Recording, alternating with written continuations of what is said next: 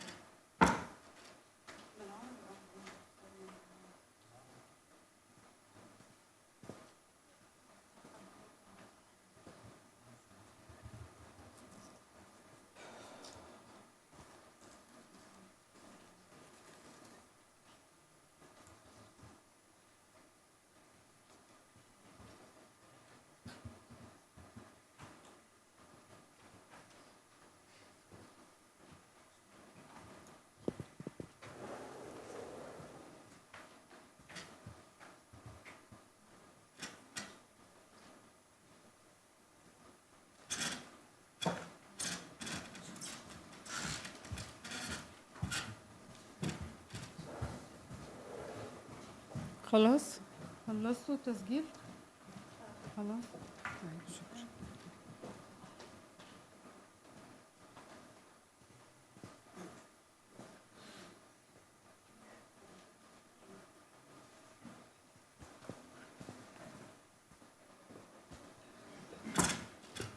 Good afternoon everybody. Bonsoir mesdames et messieurs. J'ai le plaisir de modérer cette session aujourd'hui. Je suis professeur Doua El-Sharif, je suis de l'Égypte et je suis ravie d'être ici avec vous. Cette session est à propos des femmes et de la terre et nous avons 4 présentations. Nous commencerons avec la première, donnée par Dr Abdelrahim Idriss. C'est un expert en la gouvernance des terres, professeur de l'administration foncière à l'université Hassan II. Il a plus de 13 ans d'expérience en le foncier et il est du Maroc. Docteur Abdelrahim, vous êtes le bienvenu, vous commencez.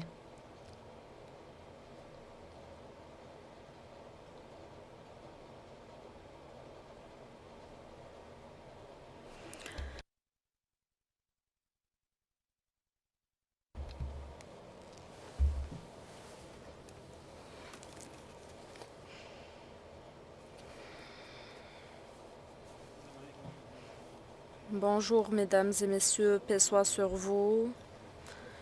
Je souhaite en premier lieu remercier Madame la Présidente et puis Mesdames et Messieurs, cette honorable assistance. Bienvenue dans votre deuxième pays, votre deuxième maison. Je vous souhaite une bonne attendance. En tout cas, je vais présenter maintenant la problématique relative à l'accès de la femme aux terres en proportion, ou plutôt en comparant avec les politiques publiques et les réalités du Maroc. Nous allons parler des défis auxquels la femme marocaine fait face et je vais vous donner un contexte par rapport aux efforts relatifs aux politiques publiques dans ce sens. L'accès, comme vous le savez, l'accès des femmes aux terres est une problématique à travers le monde arabe et non pas juste le Maroc.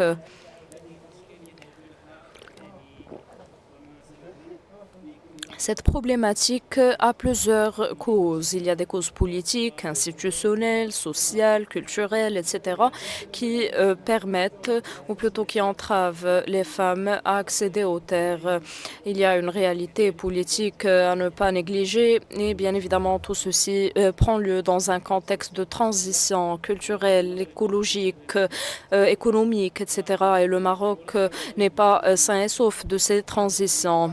Dans ce contexte, nous avons déployé plusieurs efforts afin de permettre aux femmes d'accéder plus rapidement et plus facilement aux terres. Quelles sont les politiques publiques alors établies par l'État pour permettre cet accès-là et le faciliter? Et quels sont les défis auxquels la femme fait toujours face, les défis qui impactent les taux d'accès aux terres? Je vais avoir deux catégories de politiques publiques. Des politiques en premier lieu qui sont verticales et qui incluent plusieurs dimensions. Et puis, je vais parler des politiques publiques par rapport à l'égalité et puis les politiques publiques en relation avec les investissements ainsi que les politiques sectorielles dédiées.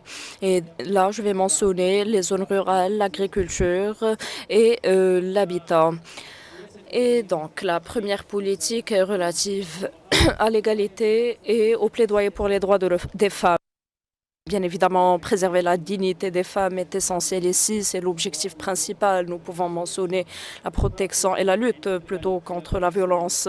Pendant plus de 4 ans après l'établissement de cette politique, plusieurs efforts étaient déployés, notamment les plus importants, l'accès des femmes aux terres. Nous avons fourni donc les mesures nécessaires pour leur permettre d'accéder au logement décent et puis au renforcement des capacités économiques ainsi qu'aux travaux de sensibilisation.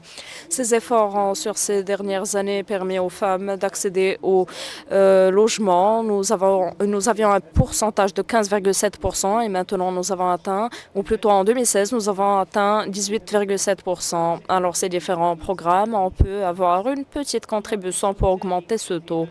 Et puis pour le deuxième volet de cette politique, le deuxième volet qui était implémenté entre 2017 et 2021, donc on a vu ici plusieurs mesures qui étaient implémentées à travers l'élaboration de plusieurs lois. Et ici, nous avons des femmes qui font partie de tribus en particulier. Et là, leur accès était garanti à travers 3 lois, 3 décrets qui ont constitué un tournant pour les droits des femmes, en particulier pour les femmes issues des tribus.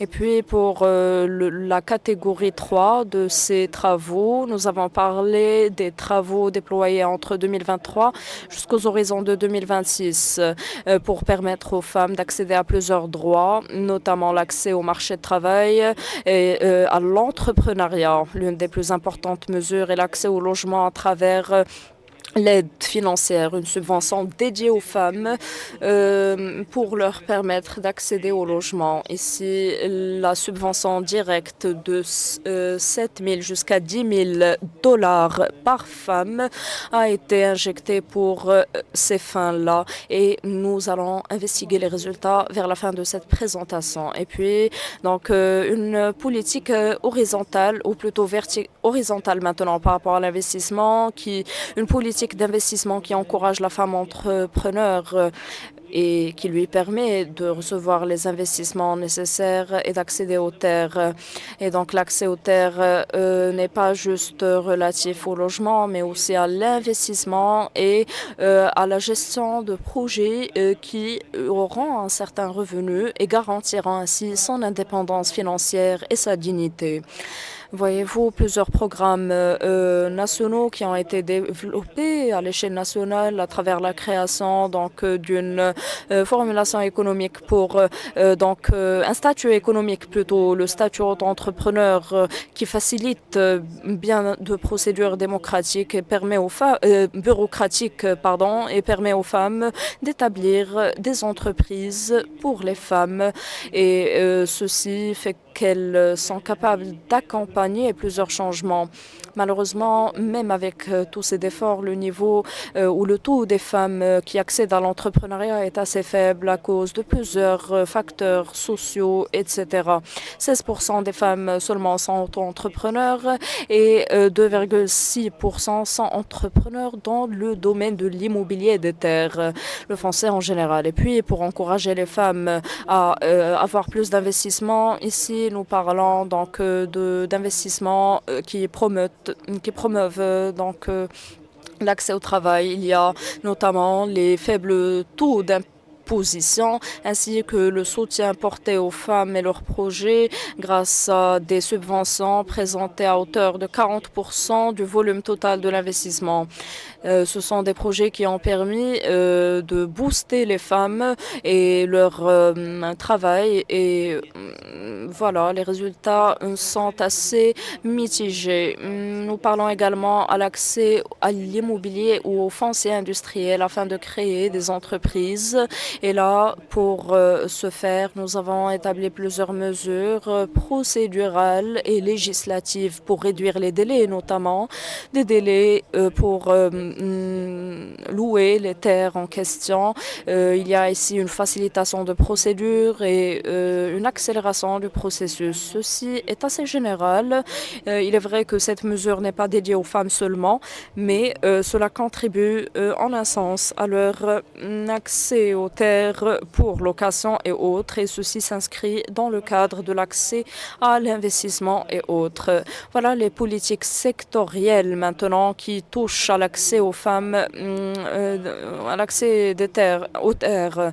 L'État ici a établi plusieurs politiques et stratégies qui permettent aux femmes d'accéder aux terres agricoles arables, et ceci est dans un cadre d'agriculture coopérative qui permet aux femmes d'accéder à l'agriculture et aux projets d'agriculture. Ces projets-là ont eu pour but de permettre aux femmes d'accéder aux terres arables et de s'approprier ces terres. Notamment, nous parlons ici des femmes issues des tribus qui représentent jusqu'à 90% dans certaines régions. Elles ont pu donc avoir la propriété de leurs terres dans ce sens. Il y a eu également une préparation des terres, des petites parcelles notamment, pour permettre aux femmes de les utiliser. Il y a eu un élargissement aussi de ces terres-là. Et puis par rapport à l'habitat ou au logement, il y a eu des efforts déployés par l'État, catégorisés en 3 types pour permettre aux femmes d'accéder au logement. Le premier est de lutter contre les bidonvilles, et ici nous avons établi plusieurs programmes dont les femmes ont bénéficié, notamment par rapport à l'accès au logement. Il y a seulement 3,3% de bidonvilles dans les zones urbaines et les femmes en ont tiré parti. Et il y a également eu l'établissement d'un produit d'habitation, ou plutôt donc des subventions qui permettent aux femmes d'accéder au logement à un prix moindre, et cela vise à réduire les barrières financières en addition à l'aide directe aux femmes qui a permis à peu près 14 000 femmes de bénéficier du logement sur la dernière année. Malheureusement, il y a certains défis qu'il faut résoudre, et les chiffres démontrent clairement qu'il y a plusieurs lacunes de type social et culturel dans notre monde arabe. Il y a des défis également d'un caractère législatif, procédural et administratif et économique. Tous ces défis ont entravé l'accès des femmes aux terres, et il y a également des défis à caractère législatif et institutionnel, et des problématiques éducationnelles aussi, et de formation. Maintenant, il faut penser à avoir des politiques intégrées qui permettent aux femmes l'accès aux terres. Voyez-vous, il y a plusieurs procédures et mesures qui incluent plusieurs secteurs, mais il faut absolument avoir des lois qui permettent aux femmes d'accéder aux terres, des lois indépendantes. Et il faut une institution dédiée qui permette aux femmes de faire ceci. Et bien évidemment, des solutions innovantes pour cet objectif est essentiel aussi. Merci de votre attention, mesdames et messieurs. Je suis à votre disposition si vous avez des questions.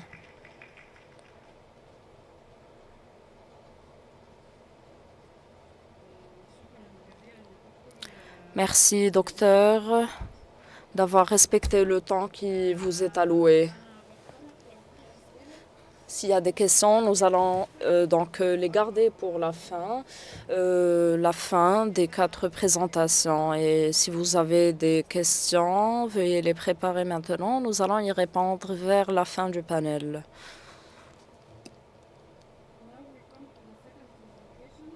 Maintenant, voilà la deuxième présentation avec Madame Kelsoum Niang, team leader de la jeunesse genre au sein de l'Office de la FAO en Mauritanie, et Madame Colline Damian Verdeau, donc spécialiste en les régimes fonciers au sein de la FAO. J'espère avoir bien prononcé votre nom. Elles partageront la présentation et je vais commencer par Madame Kelsoum. Je vous invite à nous rejoindre sur le podium, s'il vous plaît.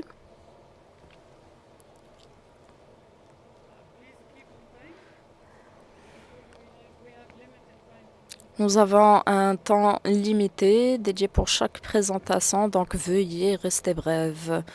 Bonjour à tous et à toutes. Donc, merci beaucoup déjà, merci aux organisateurs et merci aussi à vous, participants et panélistes, pour l'attention que vous nous accordez. Donc, voilà, la présentation que je vais faire, je vais la co-présenter avec ma collègue Colline, et je vais juste m'atteler sur la première partie de la présentation, en fait, qui est un contexte assez général sur la Mauritanie. La Mauritanie, pour les personnes en fait qui ne la connaissent pas, est située, disons, un pied en Afrique du Nord et un pied en Afrique de l'Ouest. Donc, ce qui fait que la Mauritanie a un contexte assez spécifique, même au niveau géographique, au niveau climatique. La superficie de la Mauritanie au total est à 1 030 000 km², avec seulement 0,5% de terres arables. Donc, ce qui fait que, pour l'instant, oui, c'est bon. Excusez-moi. Donc, ce qui fait que pour la Mauritanie, les terres en fait agricoles restent quand même assez compétitives. Et voilà. Donc, la Mauritanie a 4 régions principalement qui sont très agricoles, qui sont sur ce qu'on appelle la vallée du fleuve Sénégal. Donc, ces régions ont aussi une autre particularité qui est le fait que elles sont très en fait démographiques. Donc il y a une forte densité dans ces régions-là. C'est bon? En fait, oui, c'est lequel? Lequel?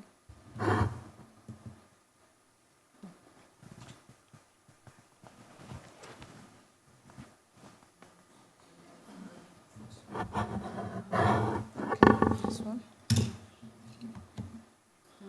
Okay.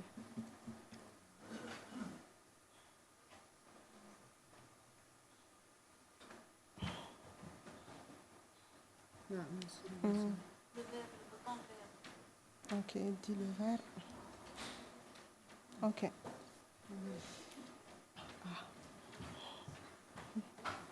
Ok, bon. Le bouton rouge pour reculer, Oui. le bouton vert. Ok. Plier sur le rouge. Ok, seulement. Merci beaucoup. Donc, désolé du désagrément. Du coup, pour continuer le contexte, donc, la Mauritanie a ces 4 régions-là, comme je le disais, qui sont au niveau de la vallée du fleuve Sénégal et qui ont leur particularité en fait d'être très démographiques, donc avec une forte densité. Et ce qui fait qu'elles créent en quelque sorte aussi une compétition au niveau des terres agricoles. Donc, au niveau de ces régions aussi, on retrouve une forte densité aussi des femmes. Donc, en termes de démographie, on a plus de femmes qui sont dans ces régions que d'hommes.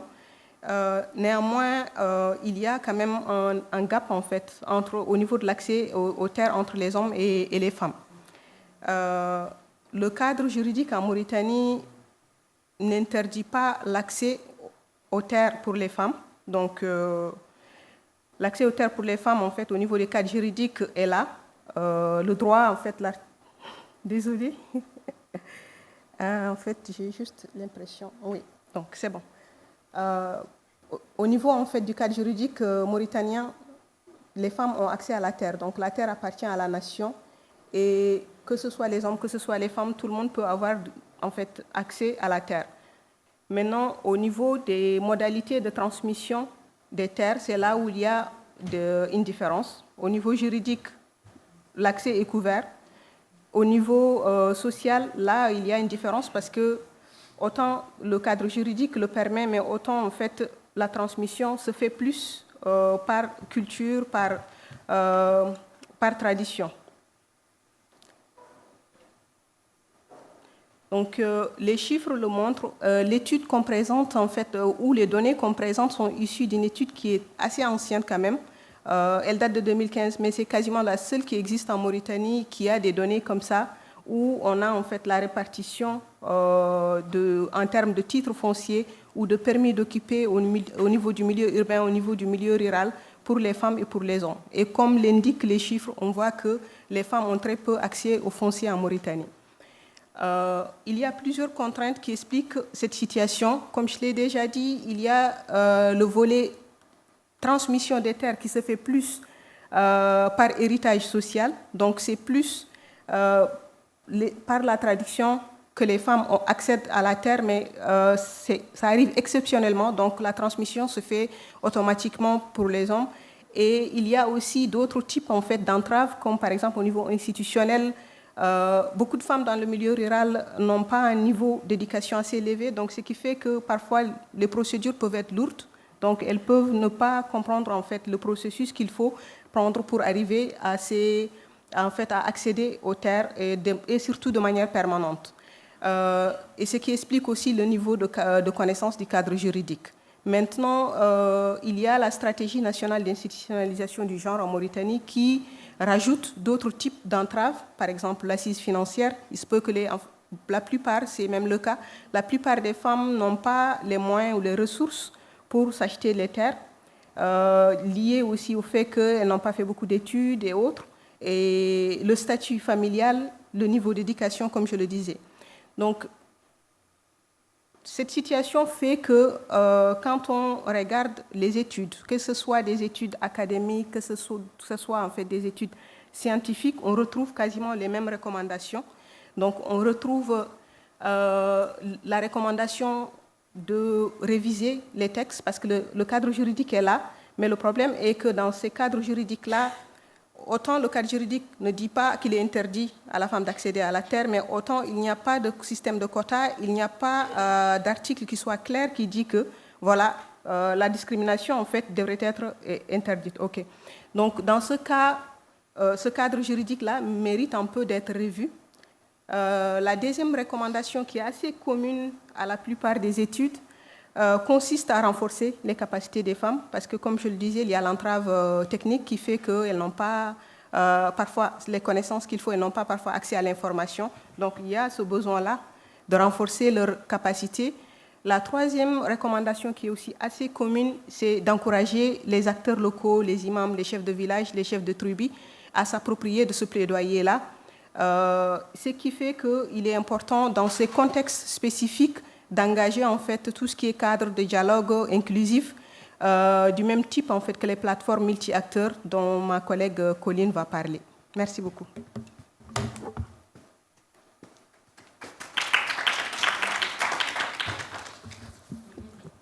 Ouais.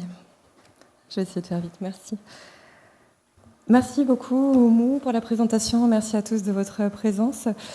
Avant de rentrer dans le vif du sujet et de voir comment nous travaillons à un meilleur accès des femmes au foncier, je voulais juste voir rapidement avec vous l'importance de l'approche inclusive du foncier. Et en fait, c'est des remarques qui sont générales, mais qui sont aussi très vraies dans le cas de la Mauritanie. Tous ici présents, on sait que l'accès des femmes à la terre, c'est un élément fondamentale de leur autonomisation. Si elles peuvent avoir accès à la terre, elles peuvent cultiver la terre, elles peuvent avoir une sécurité alimentaire pour toute la famille. Les produits qui ne sont pas consommés peuvent être revendus, ça fait une augmentation des revenus et bien sûr, dans ce cadre, une augmentation de la résilience en cas de crise économique ou environnementale. Mais parallèlement à la question de l'accès des femmes au foncier, il y a aussi la question de la sécurisation foncière inclusive et de la gestion durable des ressources naturelles. En fait, lorsque les femmes obtiennent un accès à la terre, souvent, malheureusement, elles n'obtiennent pas les meilleures terres et elles peuvent obtenir des terres qui sont dégradées. Il va donc y avoir une nécessaire mise en valeur des terres dégradées par les femmes et ça va avoir plusieurs effets bénéfiques en termes d'améliorer la qualité des sols, d'améliorer la biodiversité, mais ça va aussi avoir un effet bénéfique sur la capitalisation, sur la valeur des terres, pour les femmes, mais aussi, in fine, pour toute la communauté. Alors, concrètement, le rôle des plateformes multi-acteurs et comment ils peuvent avoir un impact sur l'amélioration de l'accès des femmes à la terre. Déjà, juste pour rappeler que les plateformes multi-acteurs sont préconisées par les directives volontaires pour une gouvernance foncière responsable. Qu'est-ce qu'une plateforme multi-acteurs sur le foncier? C'est tout simplement un espace neutre de dialogue où tous les acteurs qui ont trait au foncier, donc vraiment quelque chose de très large, les associations de producteurs, les éleveurs pastoraux, les groupements de femmes, de jeunes, le secteur privé et bien sûr les institutions vont être représentés sur la plateforme. Ils vont pouvoir faire part de leurs besoins, de leurs difficultés d'accès au foncier. Et les objectifs de la plateforme, ça va être premièrement d'accompagner un processus de réforme foncière. C'est-à-dire que la réforme va être lancée par l'État et elle va obtenir de la plateforme le fait qu'il y ait une inclusion de tous les acteurs. C'est-à-dire que ça ne va pas être une réforme qui va être top-down, mais au contraire bottom-up. Donc comme je l'ai dit, il va y avoir une cartographie des besoins de tous les acteurs, mais aussi les acteurs vont pouvoir élaborer un plaidoyer. Ils vont pouvoir eux-mêmes formuler les solutions à leurs problèmes en fait, en termes d'accès au foncier, en termes de sécurisation du foncier. Et l'objectif, c'est d'influer sur le programme foncier national qui peut être, selon les pays, une nouvelle politique foncière, une nouvelle loi foncière, une réforme du code pastoral, n'importe quoi. Au niveau des principes de fonctionnement, on a premièrement le renforcement des capacités des acteurs. Si les acteurs ne connaissent pas leurs droits, s'ils ne connaissent pas les textes, s'ils ne connaissent pas bien la situation de pays, ils ne peuvent pas avoir un dialogue avec les autorités. La participation, donc plus une plateforme est inclusive, plus elle va permettre au gouvernement, lorsqu'il va lancer sa réforme, d'être légitime, puisque la réforme aura été préparée en consultation avec tous les acteurs qui ont trait au foncier. Les acteurs doivent s'approprier la plateforme. En fait, la plateforme, elle est vraiment là pour répondre à leurs besoins, pour aller vers les buts qu'ils ont fixés à la plateforme, et c'est ce qui fait sa durabilité. Pour terminer, je dirais qu'il n'y a pas de procédure universelle. Chaque pays, chaque plateforme va avoir sa propre composition et son propre mode de fonctionnement. Alors, en Mauritanie, comment les cadres de concertation multi-acteurs se sont mis en place? Tout a commencé en 2016 avec le lancement par le gouvernement mauritanien de la réforme foncière qui a demandé un soutien technique à la FAO pour que cette réforme soit menée de façon inclusive. Comme réponse, il y a eu la mise en place en 2017 de cette plateforme nationale. Et cette plateforme, elle est actuellement en cours d'un processus de redynamisation qui se fait via des ateliers thématiques réguliers qui vont avoir pour objectif, premièrement, du transfert de connaissances, de la capacitation des acteurs. Ils vont en savoir plus sur quelles sont les barrières par rapport au foncier de certains groupes d'acteurs, les femmes, les jeunes, les éleveurs pastoraux, etc. Et après, ils vont discuter tous ensemble des solutions à apporter. Comme résultat positif, nous avons l'augmentation de la représentation des femmes qui est passée de 17 à 37% lors des ateliers nationaux. Et au-delà de la représentation des femmes et de son augmentation, ce qui est important, c'est qu'on a une représentation de femmes de communautés différentes. Et je pense que c'est extrêmement important dans le cas de la Mauritanie parce que les difficultés que rencontrent les femmes par rapport au foncier dépendent complètement de la région d'où elles viennent, de la communauté d'où elles viennent. On a vu qu'il y a une plateforme nationale sur le foncier, mais il y a aussi 2 plateformes locales qui ont été mises en place dans les régions du Brakna et du Gorgol.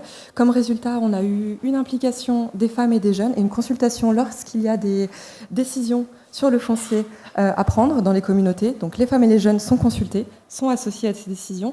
Une obtention de 40 autorisations d'exploitation des terres au profit des femmes signées par les préfets. Un total d'environ une centaine de femmes qui peut bénéficier de parcelles grâce au travail de la plateforme. Et un mouvement citoyen pour éviter l'accaparement des terres. Alors ça, c'est les acteurs des plateformes locales qui ont été formés, mis au courant de leurs droits fonciers et qui ont fait annuler des actes fonciers qui contrevenaient à leurs droits. Maintenant, ces plateformes, elles sont aussi en cours de redynamisation avec un focus vraiment sur les actions à mener pour améliorer l'accès des femmes et des jeunes au foncier. Donc ça, ce sont des actions futures qui ont été décidées lors des réunions de la plateforme nationale. On va avoir une meilleure représentation des femmes et des jeunes sur ces plateformes locales, mais aussi des formations en renforcement du leadership féminin. Parce que c'est très bien d'avoir une bonne représentation des femmes, mais il faut aussi qu'elles aient la capacité de faire entendre leur voix pendant les réunions. Un soutien juridique, donc ça va être des parajuristes qui vont aider les femmes à obtenir une meilleure sécurité foncière.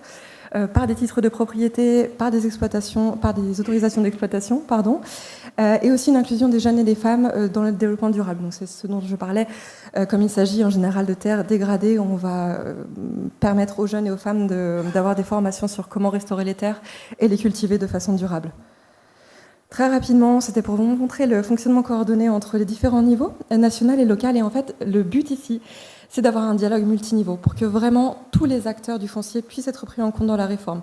Vous voyez, en haut, on a le ministère des Finances qui coordonne la réforme, le comité foncier technique national qui met en œuvre la réforme, et au milieu, on a cette plateforme multi-acteurs nationale, en bleu clair là, qui correspond avec les plateformes locales. Et en fait là, ce qui est intéressant, c'est qu'il y a une diffusion de l'information du sommet vers la base. Donc les ministères qui préparent la réforme informent et font parvenir les informations aux membres des plateformes, qui eux-mêmes après vont informer les plateformes locales.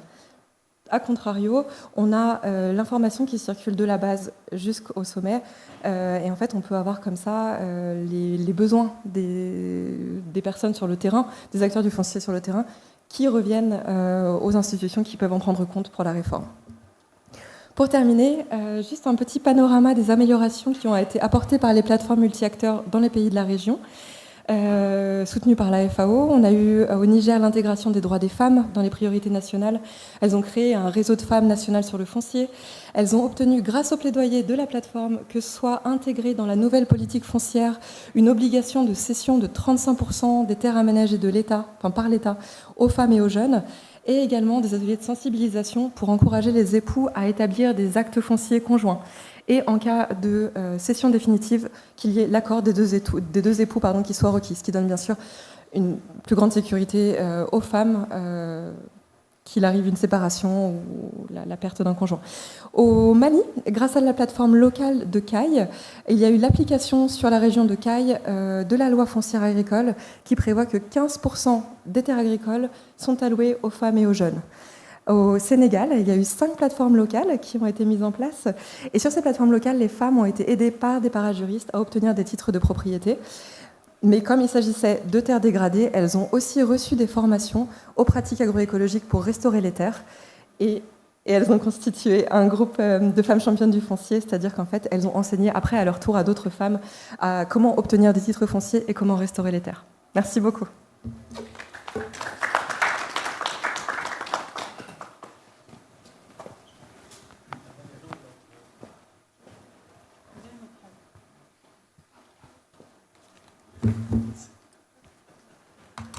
Thank you very much, Kulthum and Colleen. Merci Kulthum et Colleen. Je recommande également, si quelqu'un a une question, donc de la garder vers la fin. Maintenant, nous passerons à M. Ahmed Sorani de la Palestine, cofondateur et coordinateur général au département ou sur la plateforme urbaine et périurbaine de Gaza. Je vous invite à rejoindre le podium si vous le souhaitez. C'est comme vous voulez. Merci.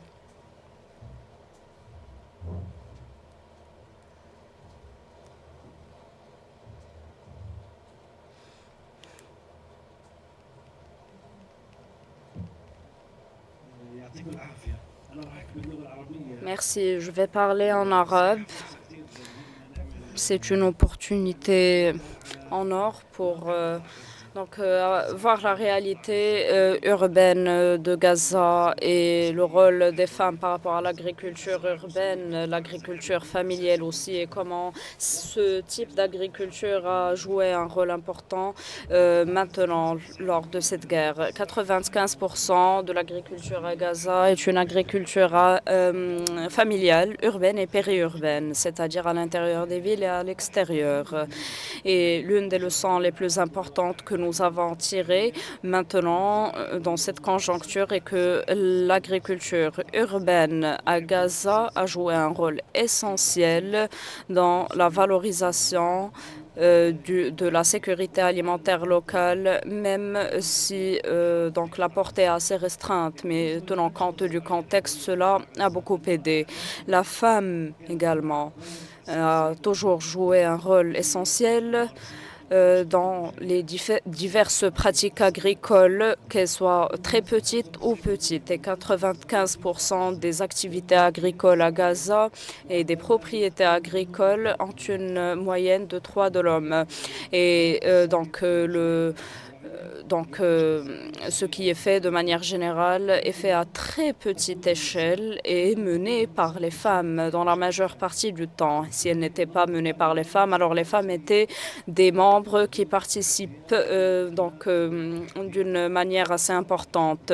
Et encore une fois, je me rappelle maintenant du contexte de guerre, qui impacte la sécurité alimentaire de centaines de milliers de personnes à Gaza. Et bien évidemment, les défis auxquels la femme fait face ont toujours existé. La femme a toujours participé à la production agricole de manière essentielle, mais ce rôle n'a été reconnu ou n'a pas été reconnu à travers des législations, des lois, des éléments tangibles sur le terrain. Et les femmes qui ont travaillé dans le secteur agricole ont pallié de cette lacune, notamment à Gaza. Les activités agricoles ont joué un rôle très important dans la valorisation de notre système alimentaire et de sa résilience en particulier grâce aux femmes. Il y a toujours aussi eu des innovations, même dans les temps de crise. Et l'une des innovations les plus importantes est qu'à Gaza, il y a un modèle très important un modèle qui repose sur les banques de graines. Nous l'appelons l'initiative de protection des graines locales de Gaza, ce qui est à Khan Younes.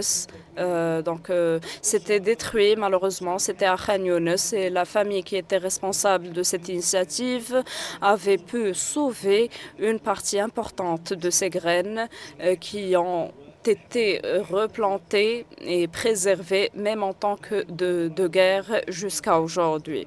Cette initiative a toujours été la source de graines, et cette initiative de banque de graines s'est reposée sur un réseau établi avant même la guerre qui inclut plus de 60 familles d'agriculteurs à Gaza, et ceci a constitué un réseau pour distribuer les graines locales à Gaza et échanger les graines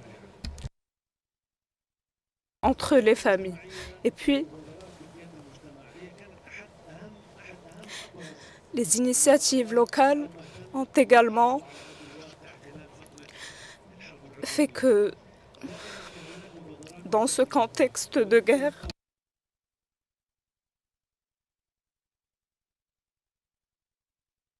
« 50% des réponses humaines à Gaza maintenant viennent d'initiatives à 100% locales.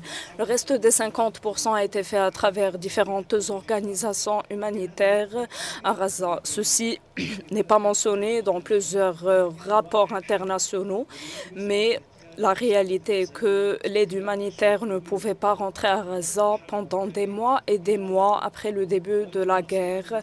Et donc, la société civile devait être innovante et trouver des techniques d'adaptation en utilisant les moyens du bord.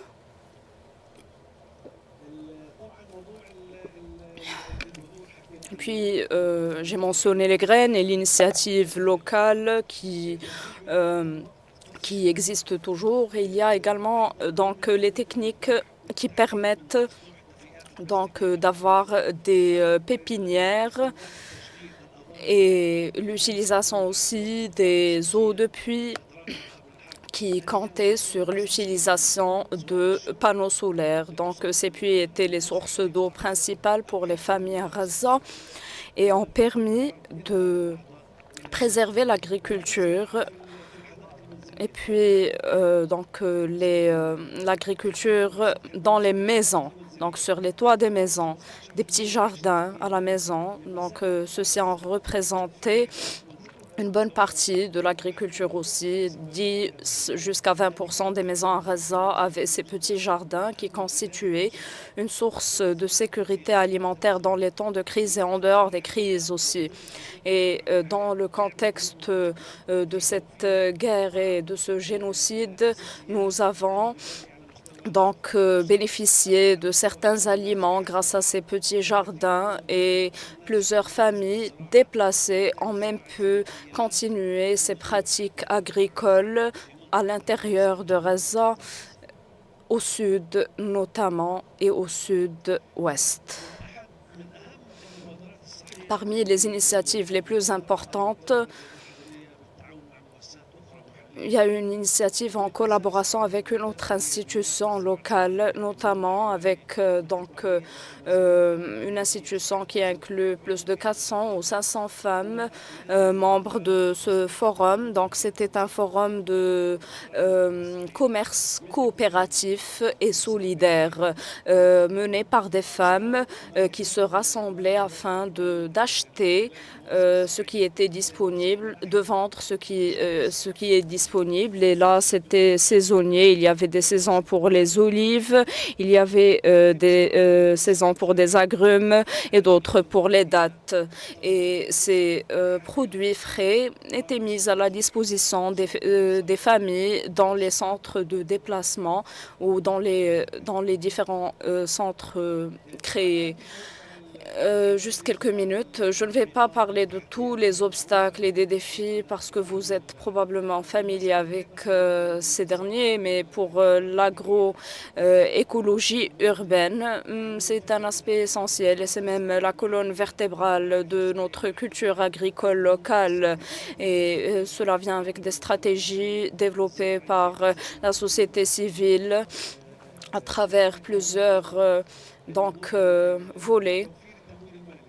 L'aspect financier est également un aspect qui pose problème. Comment mobiliser les fonds à l'échelle locale? Vous savez, l'aide étrangère n'est pas garantie et l'accès demeure difficile. Et là, nous cherchons à valoriser les stratégies locales menées par la société civile et nous déployons les ressources que nous avons. Bien évidemment, ceci était un obstacle, mais par rapport au renforcement des capacités maintenant, il y avait des stratégies d'échange, d'expertise d'un agriculteur à l'autre et donc d'une femme à l'autre.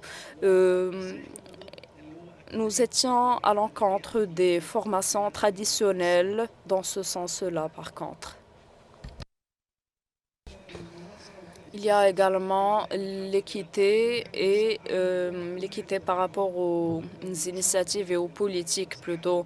Il y a la participation ou plutôt le partage des différentes zones disponibles. Il y a également les différents réseaux nationaux qui permettent aux femmes de lever leur voix, de se faire entendre et de comprendre les différentes ressources disponibles à travers les réseaux nationaux ou internationaux quand possible.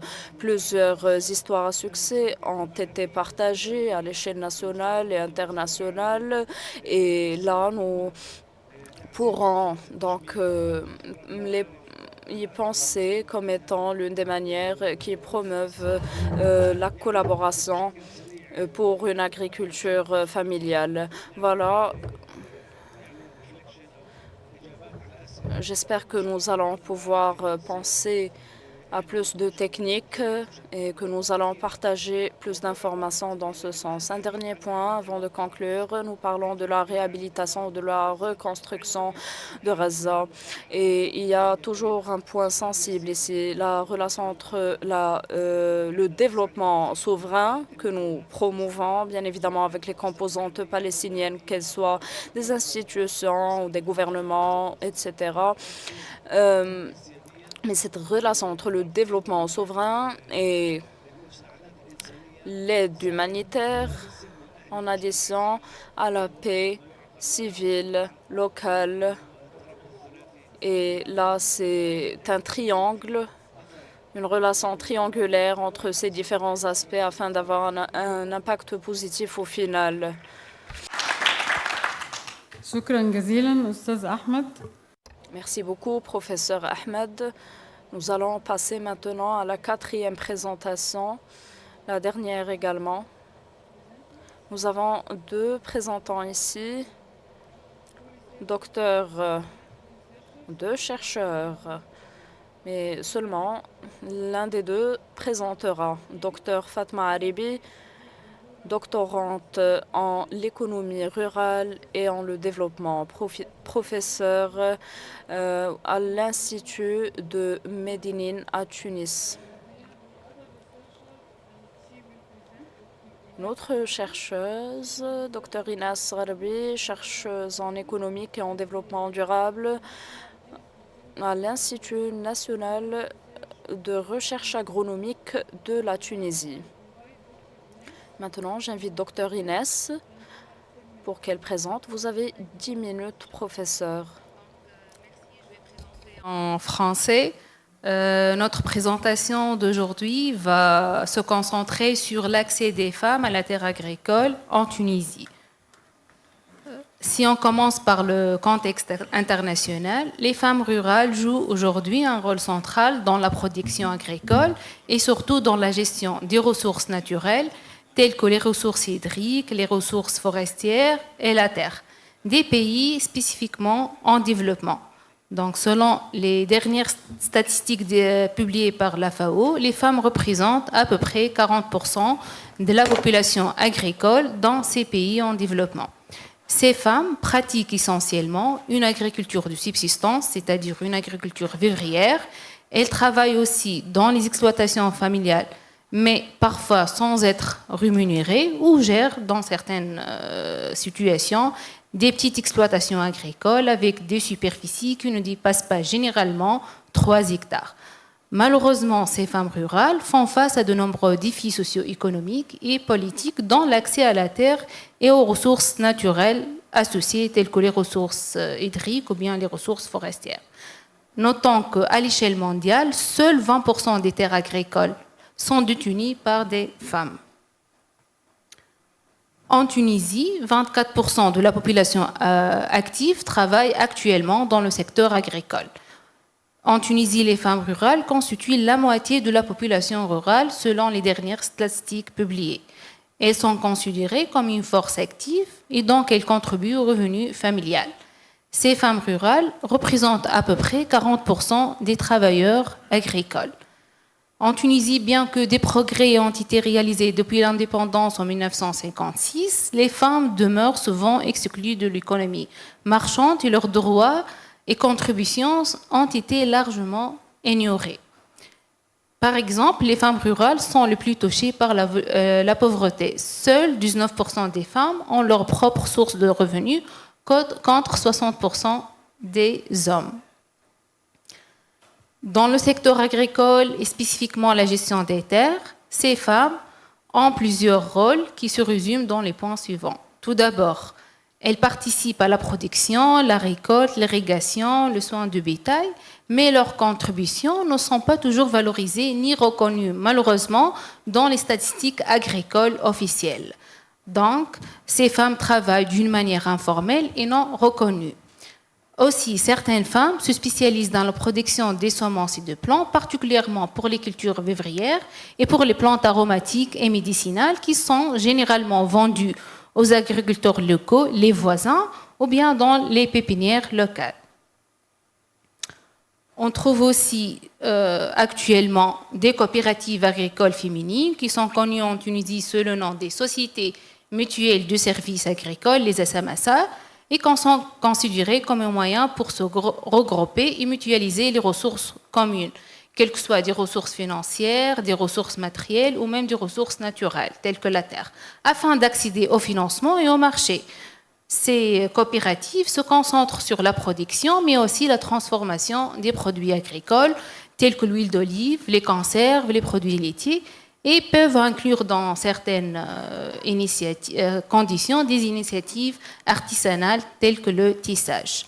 Aujourd'hui, les femmes tunisiennes dans le milieu rural se lancent de plus en plus dans des projets agricoles et aussi des entreprises liées au secteur agricole, essentiellement des entreprises agroalimentaires, ce qu'on appelle l'entrepreneuriat agricole féminin.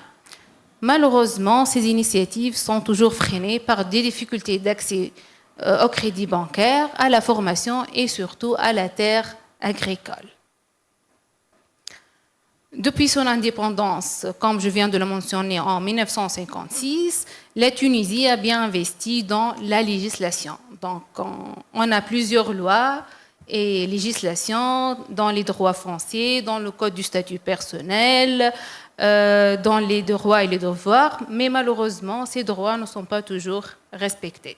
On a par exemple le Code des biens fonciers agricoles qui a été instauré en 1964, le Code du statut personnel qui a été lancé par l'État depuis son indépendance en 1956 et les articles 21, 34, 46 de la nouvelle Constitution de 2014, juste après la Révolution de 2011.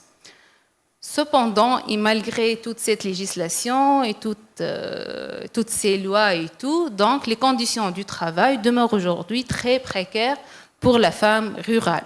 Donc, ces précarités peuvent se présenter dans les points suivants. Tout d'abord, on a une absence de couverture sociale. Une majorité des femmes rurales travaillent dans le secteur informel, spécifiquement l'agriculture familiale et l'artisanat, ce qui les exclut des systèmes de sécurité sociale et des retraites, ce qui les rend vulnérables à long terme. Ces femmes ont un accès limité aux droits socio-économiques. Même lorsque ces femmes travaillent dans des secteurs où des protections existent, elles font face à d'autres obstacles, essentiellement l'accès limité à la formation et les salaires qui sont insuffisants. On note aussi que les salaires sont inégaux et sont mal répartis entre les hommes et les femmes. Donc les hommes bénéficient de salaires plus élevés, même s'ils réalisent les mêmes tâches que les femmes ou bien parfois des tâches moins exigeantes que celles des femmes.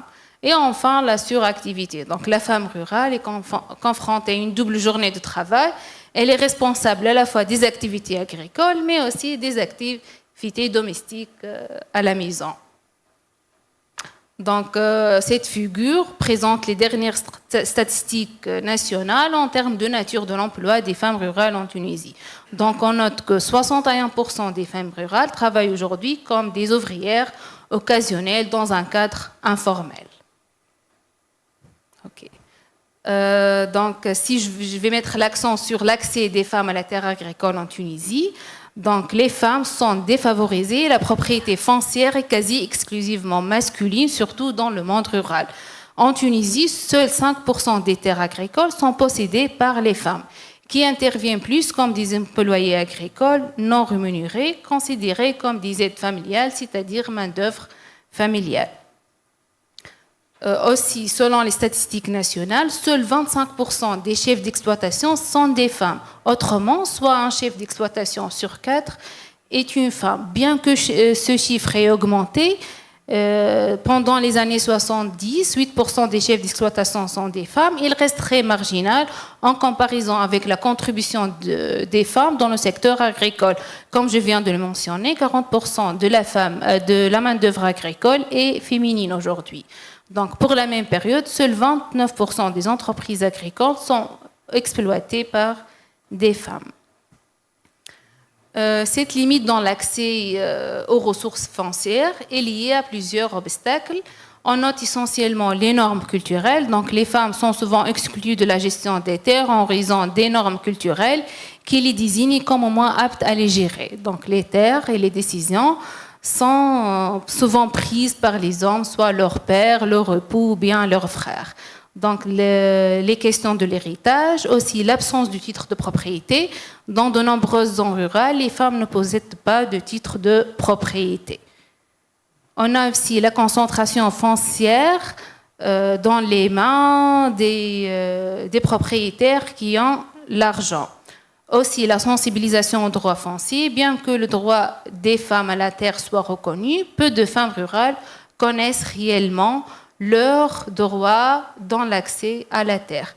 Et finalement, le changement de statut matrimonial. Donc, après le mariage, les femmes peuvent perdre facilement leur contrôle sur les terres, qu'elles sont considérées comme appartenant à leur mari ou à la famille de celle-ci. Comme perspective et recommandation, donc on pourra finalement renforcer les réformes foncières pour garantir des droits égaux pour les femmes en matière d'héritage et de gestion foncière. Aussi, on peut mettre en place des programmes de formation pour les femmes sur les techniques modernes et les droits fonciers pour renforcer leur autonomie et leur capacité à gérer leurs terres.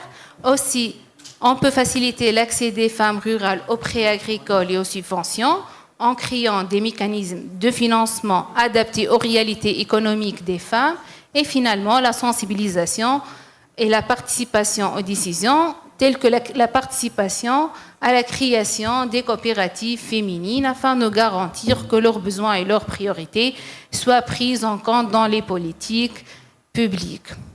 Et merci pour votre attention.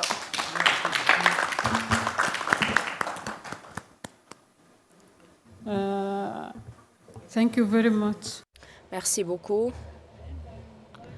En fin de compte, je souhaite remercier tous les présentateurs d'avoir respecté le temps qui leur était dédié. Maintenant, nous allons nous allons donner la parole au public. Malheureusement, nous n'avons plus beaucoup de temps. Nous allons juste prendre une ou deux questions et nous allons commencer par Dr Samer ici. Je vous en prie, docteur.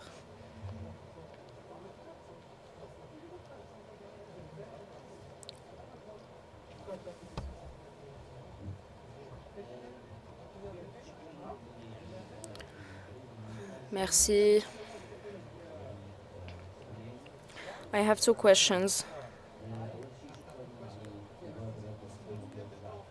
Par rapport à l'agriculture urbaine et à ce que je suis Radad, spécialiste en la planification urbaine et l'agriculture. Combien est le nombre d'agriculteurs urbains à Gaza? Combien est-ce qu'ils étaient et combien est-ce qu'ils sont maintenant? Est-ce que vous avez une base de données pour ceci? Et puis, comme on le sait, pour l'agriculture urbaine, ceci est très important pour la sécurité alimentaire dans le contexte du colonialisme israélien. Il y a également ce qui se passe en Cisjordanie par rapport aux tomates, vous savez, qui coûtent 30 € maintenant à cause du fait que Israël ait encerclé les villes et fermé l'accès. Donc, comment promouvoir l'agriculture urbaine à Gaza? Et puis,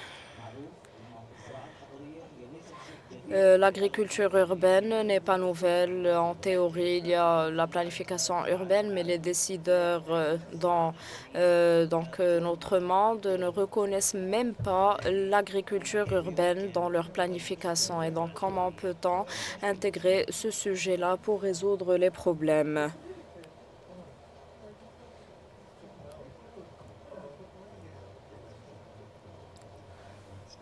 Merci. Je suis du réseau de l'ONU Habitat et j'ai quelque chose à partager. Ce n'est pas vraiment une question, mais permettez-moi de partager ceci. Nous avons appris quelque chose il y a 12 ou 13 ans, c'est que la référence à l'accès aux terres n'est jamais suffisante. Quand nous parlons des droits à la terre, cela est défini par le comité sur les droits économiques et sociaux qui interprète les obligations de l'État comme étant un accès équitable et durable relatif à la conclusion. Et puis, nous parlons de l'ONU Femmes il y a quelques décennies. Donc, quand on réduit l'accès, cela réduit le droit des femmes. Et puis, quand on a la terre, il y a donc l'accès. Vous pouvez posséder ceci dans certains cas, mais vous ne pouvez l'utiliser où vous ne pouvez pas l'utiliser quand vous avez un gardien mâle qui sponsor l'accès au financement. C'est une construction. Ceci était très utile. J'espère que c'était utile. Merci beaucoup pour cette info. Oui, allez-y. Merci beaucoup. Je voudrais juste contribuer. I would like to add this and conclude. Ce que nous fait souvent, c'est de pouvoir se baser sur les études. We base whatever on young girls. We know that mothers need to be supported, and so we need to work with young girls. They will work on the restitution with regards to the communities, and will, when women. Dans certaines communautés. Donc il faut vraiment tenir compte de ça. Et pour finir, quel est le taux d'implication des jeunes filles dans les travaux? Je parle globalement et je parle aussi de la Mauritanie parce que c'est très important pour nous. Est-ce que vous avez des données? Merci.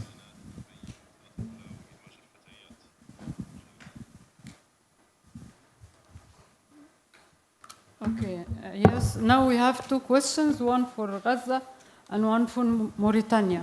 Yes, please. ميرسي سعيد من المغرب.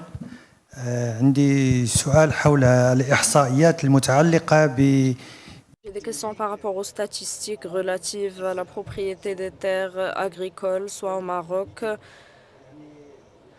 ou en Tunisie. Je travaille au commissariat au plan et nous avons mené des études par rapport à ceci. Il est important de parler de l'appropriation des terres et de leur exploitation, afin qu'il n'y ait pas de confusion entre les travaux dans ce domaine-là.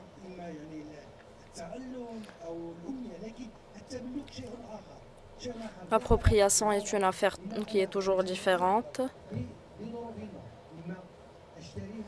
C'est soit on s'approprie une terre pour se l'accaparer ou par rapport à l'échelle statistique, celui qui travaille la terre est considéré comme une main-d'œuvre qui n'a pas de relation avec l'origine. Et puis, quelles sont les statistiques relatives à l'accaparation des terres ou l'appropriation plutôt des terres par les femmes?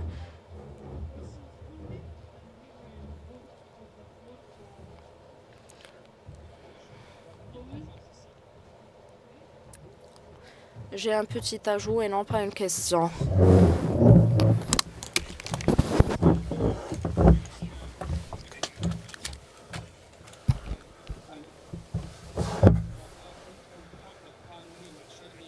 Les femmes ont ce droit légal de recevoir des terres de la part de leur grand-père ou leurs grands-parents. Par exemple, ma maman a à peu près 15 hectares de terres agricoles qu'elle a obtenues de la part de son père après son décès.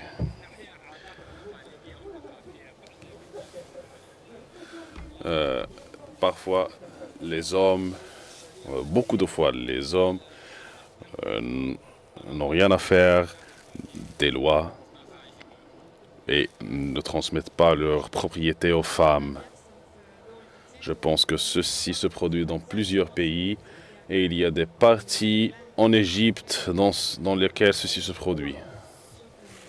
Merci beaucoup. Bonjour, Latifa du Maroc.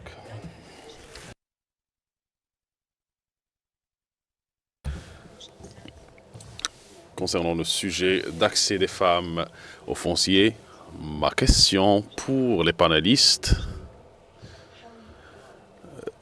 concerne l'accès à l'information en tant qu'expert. L'un des plus grands problèmes que nous faisons face concernant la direction des politiques, combien de travail sur les femmes et le foncier, il faut avoir des statistiques, non pas seulement des statistiques de propriété, parce qu'il ne s'agit pas seulement de trouver qui possède la terre, mais l'usage de la terre, les problématiques liées au foncier, les problèmes liés à la femme conflictuelle en sa nature avec sa famille. Bon, ces différents problèmes liés à l'accès. Même dans les études des organisations internationales ou bien onusiennes, nous parlons souvent de plusieurs problèmes, des problèmes culturels, des problèmes économiques, des problèmes méthodiques, institutionnels vis-à-vis de cet accès de femmes au foncier. Mais nous avons un manque d'une connaissance exacte de tous les contextes parce que les pays diffèrent. Nous avons de différentes façons, de différents modes de communication, différents modes de traitement de ce genre de problématiques. Et ceci est nécessaire de faire cette différenciation avant de parler de solutions holistiques. Merci beaucoup, mesdames et messieurs, pour les questions. Commençons donc par la première réponse de la part de Gaza, professeur Ahmed. La question vient de Dr Samer.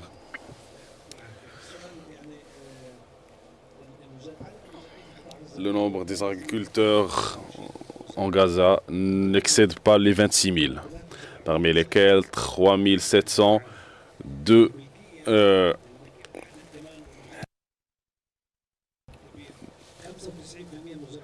95% des agriculteurs ont moins de 3 hectares. Désolé, je ne comprends pas le terme métrique qu'il a employé. C'est un dialecte palestinien. Bon. Ce qui est plus important, c'est que l'agriculture en Gaza est basée sur le travail familial. Les membres de la famille et leur présence au sein du travail en tant qu'agriculteurs est le secret du succès de ces agriculteurs. On n'a pas ce concept de main-d'œuvre extérieure. Tout est fait au sein de la famille.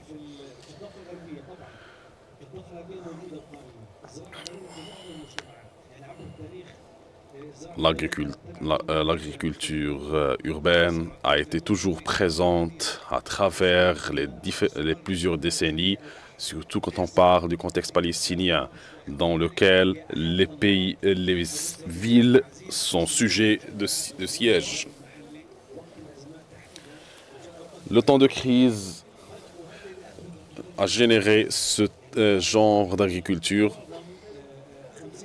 et 50% des aliments étaient simplement une production locale et l'autre 50% vient de l'aide internationale. C'est une partie intégrale de l'histoire palestinienne, de l'histoire de survie depuis le début du conflit. Pour les politiques, à Gaza, il faut améliorer des stratégies, concevoir de nouvelles politiques pour l'agriculture urbaine. Pour l'agriculture rurale, on en parle souvent dans le ministère, mais en réalité, il n'y a pas de milieu rural. Il y a seulement le milieu urbain siégé. Dernier point, l'émancipation et le renforcement des femmes. De notre expérience et de l'expérience de plusieurs institutions, le renforcement de la femme et son émancipation ne peut être possible sans que la femme ait des espaces d'influence, des forums, des institutions locales, des groupes de pression, d'influence. Donc c'est quelque chose de très important et le renforcement de capacités.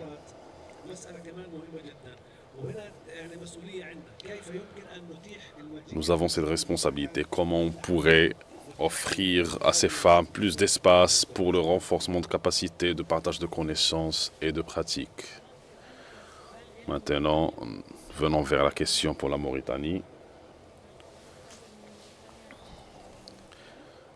Peut-être que les gens de la Mauritanie pourront répondre.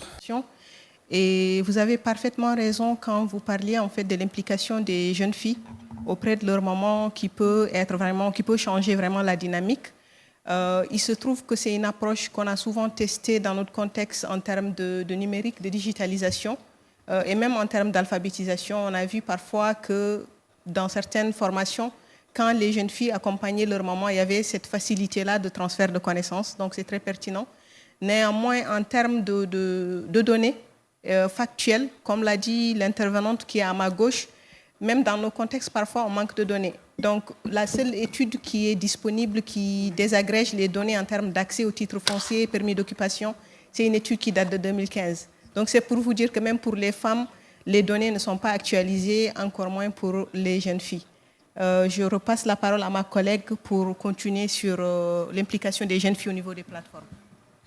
Merci beaucoup. Je pense que Oumou, tu as très bien répondu. Juste pour ajouter quelques informations sur les plateformes, comme on l'a bien dit dans la présentation, quand on parle de l'accès des femmes à la terre, on parle aussi des jeunes. Comme vous l'avez dit, monsieur, les jeunes filles, c'est quelque chose, de les former et de leur faire connaître leurs droits, c'est absolument essentiel.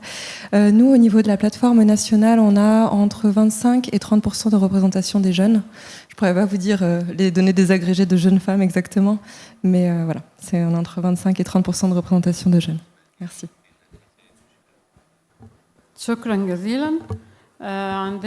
Merci beaucoup. Nous avons maintenant la question pour le Maroc ou bien la Tunisie concernant la propriété. Qu'est-ce qui voudrait répondre? Merci pour la question. Pour moi, la propriété des terres au Maroc, peut-être que la question concernait les terres agricoles, ou bien le foncier agricole. Maintenant, nous avons des projets phares concernant les terres sous la lie, dans les zones d'irrigation.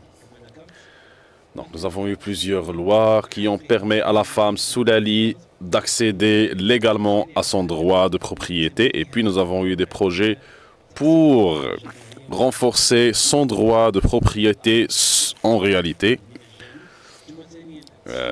Premièrement, avoir une propriété et des procédures gratuites. Deuxièmement, faire l'enregistrement de façon gratuite aussi. Et troisièmement, le renforcement et le soutien de la femme pour le bon usage ou bien la bonne utilisation et exploitation de son bien foncier. Maintenant, il y a un centre spécialisé pour l'accès des femmes au foncier et le rôle de ce centre, c'est d'avoir des données concrètes concernant l'accès de la femme au foncier. De ce projet est un projet en pleine croissance. Peut-être qu'il y a des problèmes d'accès aux différentes données diversifiées, mais je pense que nous sommes dans le bon chemin. Merci. Merci beaucoup, Dr. Idriss. Maintenant, nous avons la question de Madame là-bas concernant les données et leur absence. Qui voudrait lui répondre? Je pense que dans les réponses, il y a eu des réponses impliquées pour votre question. Est-ce que vous voudrez des éclaircissements ou bien c'est bon? C'est bon? Très bien. Je vous remercie beaucoup. J'ai vraiment adoré cette session avec vous et j'espère que toutes les interventions étaient fructueuses et informatives. Et concluons notre session avec ceci. Merci beaucoup.